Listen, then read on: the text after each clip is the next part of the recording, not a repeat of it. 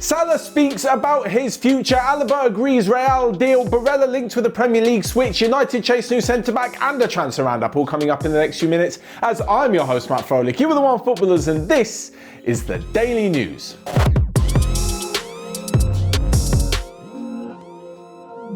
So first up, Mo Salah has come out and done what every single football fan wishes that their team's star player would do, and that is commit his future to the club. He has said that he is very happy at Anfield, wants to stay for as long as he can at Liverpool, score goals and win loads of trophies. And their team has got the moment under this manager. There's no reason why he cannot continue to do that. The whole reason in the first place that he's going to have to come out and say that he really wants to stay at Liverpool is because apparently there were some rumours last month that both Barcelona and Real Madrid were interested in the Egyptian forward because he called them both great clubs. This coming just after he was unhappy that he did not get the captain's armband against Milan in the last game of the Champions League group stage. Talk about blowing up absolutely everything over nothing. There wasn't really much of a story here, but you know what the transfer rumour mill is like. Anyway, if any club was to even think about trying to sign Mo Salah, it would cost a ridiculous amount of money. So would Mane. So would Firmino, so would pretty much anyone from Liverpool at this point. They're quite clearly in the position where they sign people for big money. They don't lose players for big money. Next up though, and talking of big money, lots and lots of dollar bills, David Alaba is definitely set to earn loads because he's agreed to switch to Real Madrid. In Marca today, the Spanish newspaper, they're saying that the defender at Bayern Munich has agreed a deal to join Real. This does open many questions though as to where Alaba will fit in and what is going to happen with Real Madrid's defence. So, with their defensive options, first off, they've got Sergio Ramos, who they haven't even agreed a new deal with yet. Apparently, he wants 13 million per year on a few-year contract, but if that's only how much they're willing to offer for 1 year, and they'll take it down to 10 million euros per year if they manage to get him to a 2-year deal, if they want to give him a 2-year deal, that is. With David Alaba, he signed a 4-year deal for 11 million euros per season. So, we don't know about Ramos' future. The likes of Nacho and Rafael Varane, both of their contracts run out in 2022. That means 1 year from now, especially Varane, no offense Nacho, Varane can agree a deal with a new club for free. So I'm sure Real Madrid will be looking to tie him down. There's also Eder Militao, who's been linked with a loan move away from the club and has yet to repay the 50 million euros that they paid to Porto for him because, well, he hasn't really gotten the game time and his performances aren't that sensational. So there we could potentially see Alaba striking up a partnership with Varane in the centre of defence. Or we move to the left-hand side of the defence, where he challenged the likes of Ferland Mendy and Marcelo to a left-back spot. At the moment, such is Ferland Mendy's unbelievable form and unbelievable potential that he's kicked Marcelo out of the team, and it doesn't look like the Brazilian's going to get back in unless Mendy falls to an injury. That is no mean feat. This is Marcelo, who's been at the club since 2006, I believe. Like, we're talking 15 years worth of service, an unbelievable left back, in my eyes the best left back in the last decade at Real Madrid, and Mendy's managed to keep him out of the team.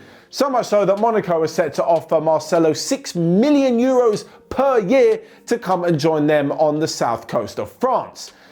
That being said, Alaba's not going to sit on the bench behind Mendy. Mendy's not going to be too happy if Alaba's come to take over him. So at the moment, I can kind of see Real Madrid planning their future with Alaba as a centre half. Next up then, and from one pretty seemingly done deal to one that I don't think is going to get done, if at all, unless it's in the summer. And that is Nico Barella, the centre midfielder from Inter Milan, who is interesting both Liverpool and Tottenham. Well, according to rumours, this really would suit because the attacking midfielder at Inter is so good going forward, creating chances, getting assists and pitching in with your goal here and there. It's what both Spurs and Liverpool could do with. Moving forwards, there's serious worries over Gino Wijnaldum at Liverpool because he hasn't extended his contract just yet. So someone who can pitch in with your goal and really keep the game moving forward, Barella would be perfect. With Spurs, Nico Barella would fit in perfectly in the hole that Dele Alli is probably going to leave when he moves to PSG, and with Christian Eriksen looking like he's not going to come back to North London, Barella would do a really good job alongside the likes of Tanguy Ndombele and Pierre-Emile Højbjerg.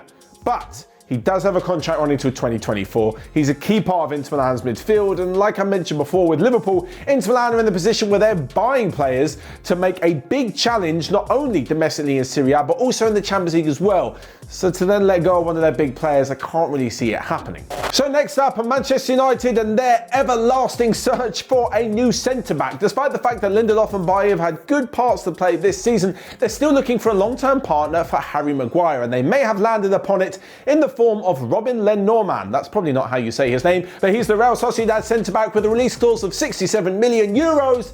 and I'm not sure Manchester United are going to pay it. I mean, if they're really going to spend that much on a centre-back, Dayot Upamecano's release clause is around 42 million euros. He's proven himself far more than the Sociedad defender has, so why not go for him? Yes, you might face a little bit more competition in trying to bring in such a well sought-after defender, but this is Man United talking about. They can offer big wages, and if they offer Upamecano a starting slot alongside Harry Maguire, they'll be a pretty mean defence to face. As for Sociedad, they are notorious for not really selling their players for any cheap price, so yeah, they're going to hold out for the release clause, which is an enormous amount of money for any team to pay during the pandemic. Finally then, a quick round-up of the rest of the day's transfer news, where first off, Phil Neville has left the England women's job to go and be head coach of the David Beckham-owned Inter Miami. Next up, and Jack Wilshere has a new club after being released by West Ham, as he has re-signed with Bournemouth on a deal until the end of the season. Leonardo at PSG has still said that there is a seat at the table when it comes to discussing the potential transfer of Lionel Messi, because,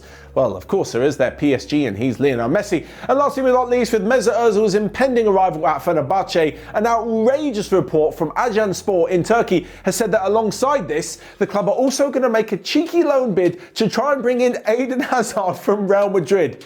If they pull this off, props to them. Don't think it's going to happen somehow. So that's all from me today. Make sure you smash the like button and check out everything else we've got going on OneFootball. And until next time, I'll see you guys later.